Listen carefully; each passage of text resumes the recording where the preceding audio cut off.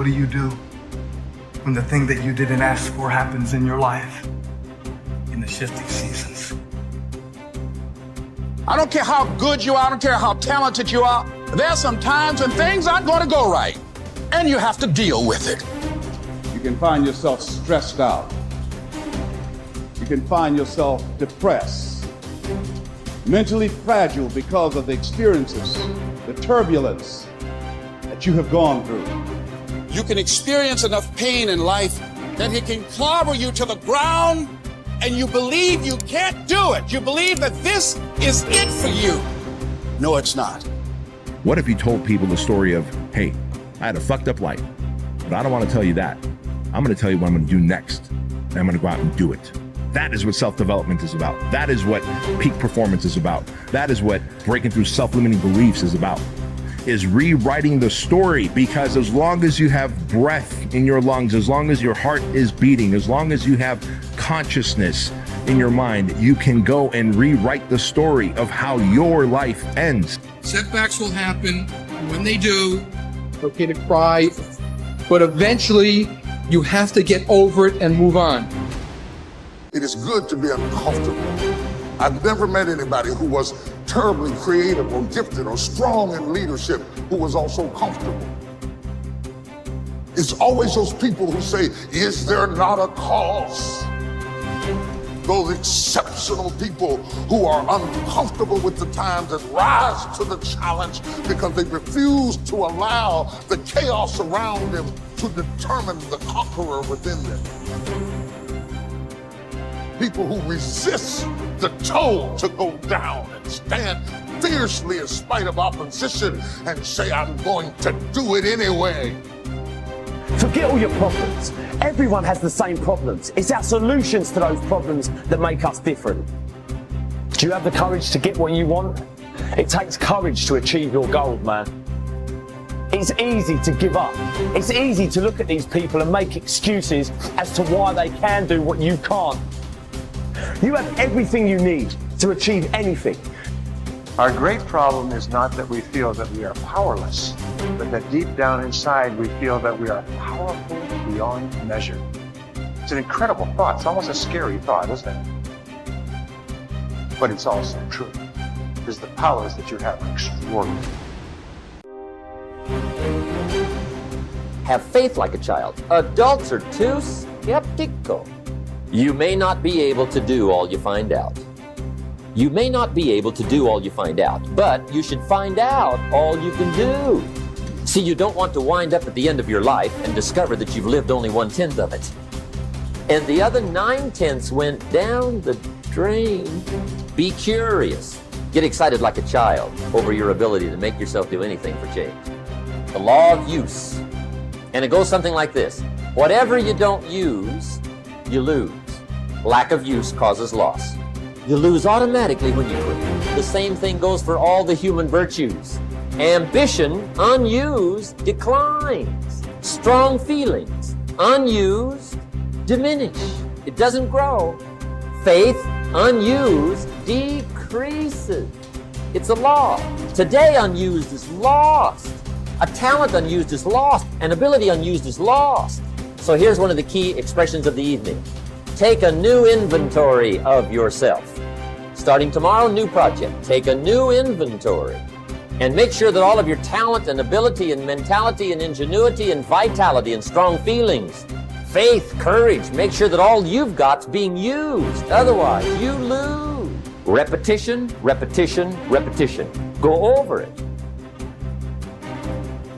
And if you repeat it, go over it, sure enough, someday, some mysterious day, the idea takes root, starts to grow, and shows up in your personality and your lifestyle. I don't care where you come from.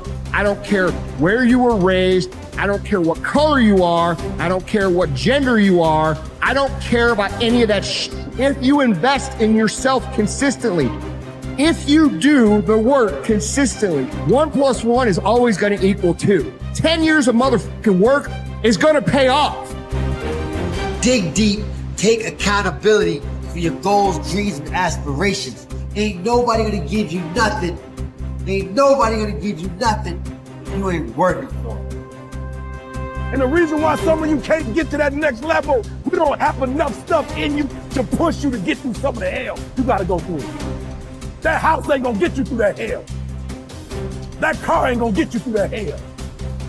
You only go to another level when you're on this level and you eating out of trash cans and you say, enough is enough. I'll do whatever it takes. Do you, be you, for you, why?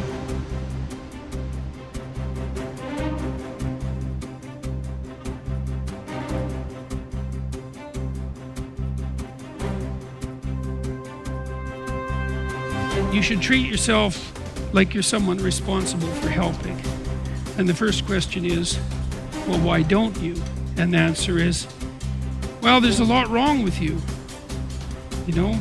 and it's hard to exercise enough love and care in a deep and non-naive way to care properly for something like that. It's an encouragement to assume, to act out the proposition that even if life is as difficult as it seems to be, and if you're as vulnerable and weak in a fundamental sense as you definitely are, and characterized by this terrible propensity for the infliction of voluntary suffering on yourself and others, and that destructive tendency, that there's still something within you that's so remarkable and so aligned with order and being in the proper manner that you can climb above that, let's say like Abel, and that you can make the proper sacrifices, and that you can set yourself right, and you can set your family right,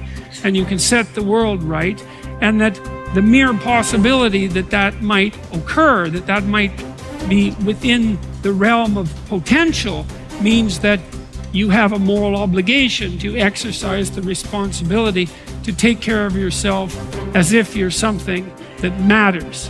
And that if you did that properly, it might turn out that what you did would matter, that it would matter to you, that it would be meaningful in the way that things that matter are meaningful, and that it would matter to everyone around you. If you aim to be something you are not, you will always fail. Aim to be you. Aim to look and act and think like you. Aim to be the truest version of you. Embrace that you-ness. Endorse it. Love it. Work hard at it. And don't give a second thought when people mock it or ridicule it. Most gossip is envy in disguise.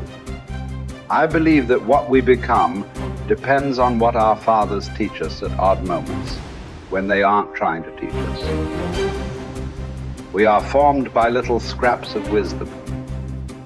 Maturity is the ability to live fully and equally in multiple contexts. Most especially, the ability, despite our grief and losses, to courageously inhabit the past, the present, and the future all at once. The wisdom that comes from maturity is recognized through a disciplined refusal to choose between or isolate three powerful dynamics that form human identity.